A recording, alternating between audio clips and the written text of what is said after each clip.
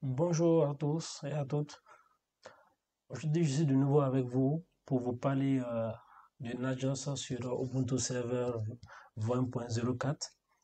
Vous devrez simplement savoir que Nagios, c'est un outil open source de surveillance et de gestion des systèmes informatiques qui est largement utilisé dans les entreprises pour surveiller les infrastructures informatiques, notamment les serveurs, les réseaux et les applications. L'objectif principal de Nagios est de détecter les problèmes potentiels et d'alerter les administrateurs système avant qu'ils n'affectent par exemple les utilisateurs finaux. Donc, il fonctionne en vérifiant régulièrement les services et les hôtes définis par l'administrateur à l'aide d'un plugin spécifique. Et là maintenant, nous allons passer à l'installation de Nagios proprement dite. Ici, donc, nous allons venir là, j'avais accédé à Nagios à partir de la console. Voilà, à partir d'une interface, bon, on a notre adresse IP qui est là. Et on va rentrer notre nom d'utilisateur. OK. Puis, voilà. Et là, nous allons d'abord, nous avons nos commandes qui sont là, que nous allons tout simplement copier.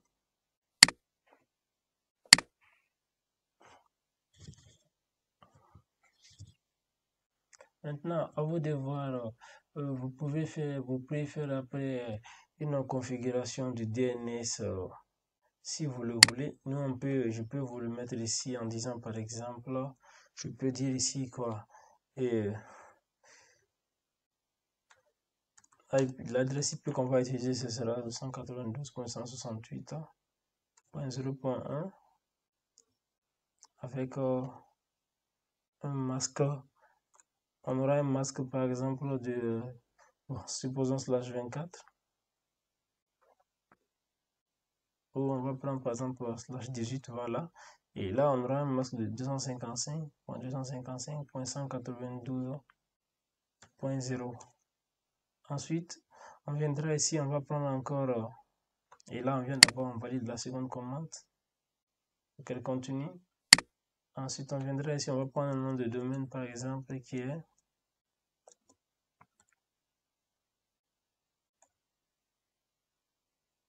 ensuite, on fait quoi encore? Et là, je pense qu'on a tout ce dont on a besoin pour le moment.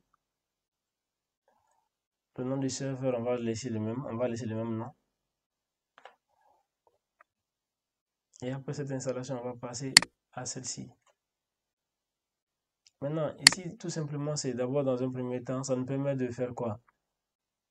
Là, il va nous permettre tout simplement de vérifier, ce sont des conditions préalables. Bien que le package Nagios soit déjà soit disponible dans le référentiel de Ubuntu, nous allons maintenant le compiler à partir de la source, installer les paquets qu'on a en face de nous ici. Et la seconde méthode maintenant, après ça, on va maintenant passer à la seconde méthode qui consiste à faire quoi? À créer un utilisateur et un groupe pour Nagios. Ensuite, ajouter les utilisateurs Nagios et Apache à partir du groupe NAGCMD pour maintenant exécuter des commandes externes via l'interface web de Nagios. Nous allons attendre que cette installation se termine d'abord. Et là, l'installation est finie. Nous allons maintenant passer à la création des utilisateurs et des groupes que nous allons copier et coller ici. Et là, ceci étant fait maintenant, nous allons ensuite passer à l'installation maintenant de Nagios Core sur notre serveur. Et d'abord, nous allons faire quoi? Nous allons télécharger d'abord le référentiel Nagios. Nous allons télécharger Nagios d'abord, qui est là, qui fait environ quelques mégas. Et là, une fois que cela est fini, voilà, il a été décompressé. Maintenant, nous allons nous positionner dans ce répertoire. Et maintenant, ici, nous allons faire quoi maintenant? Nous allons maintenant exécuter les commandes que nous avons là pour compiler Nagios à partir du code source. Et là, d'abord, nous allons prendre cette ligne là.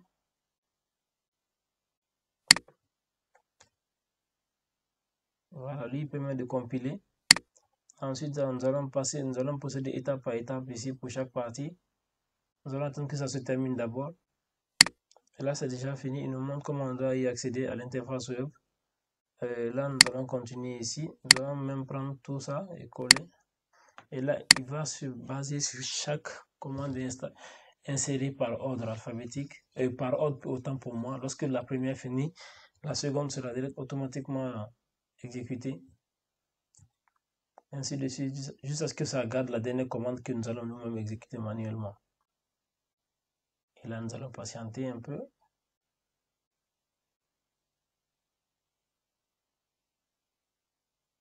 Et là, l'autre est fini, nous allons lancer la seconde.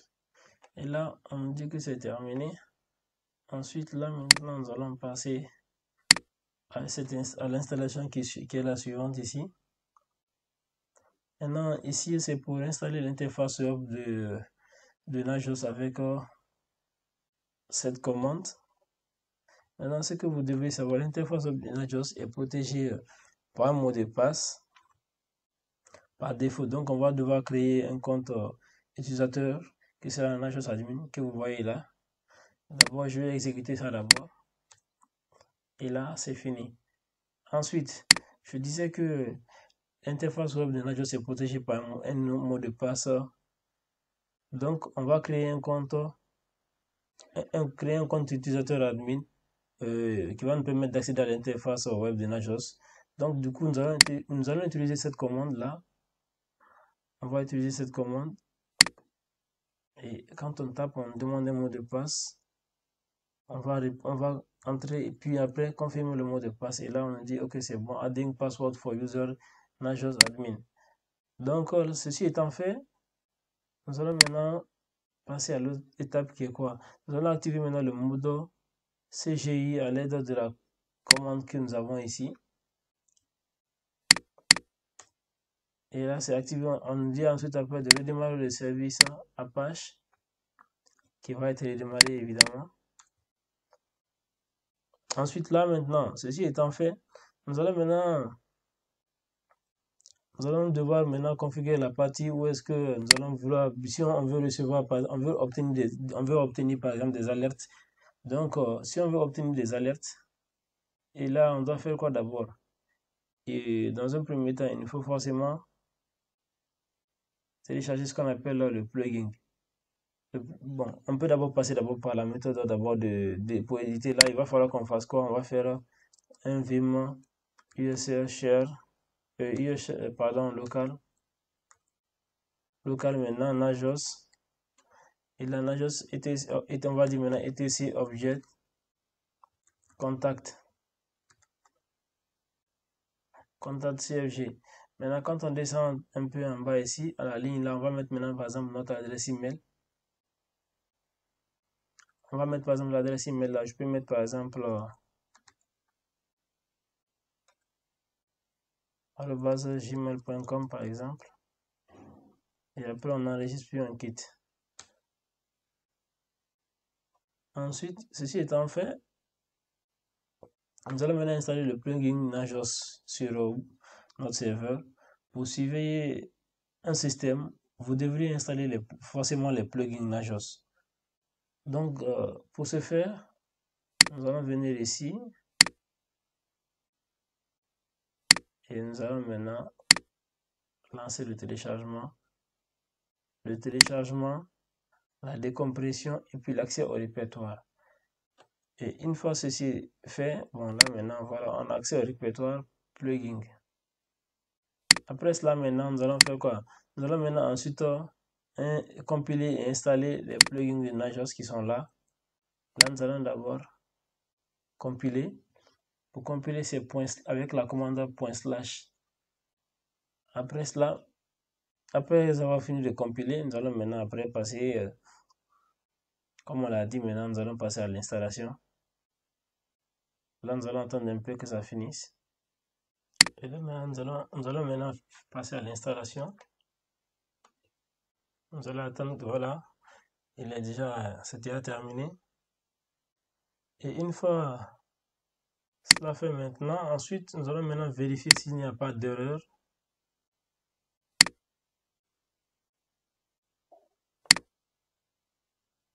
Et là, on nous montre qu'il n'y a pas d'erreur, qu'il n'y a pas d'alerte. Et là, après, nous allons maintenant faire quoi?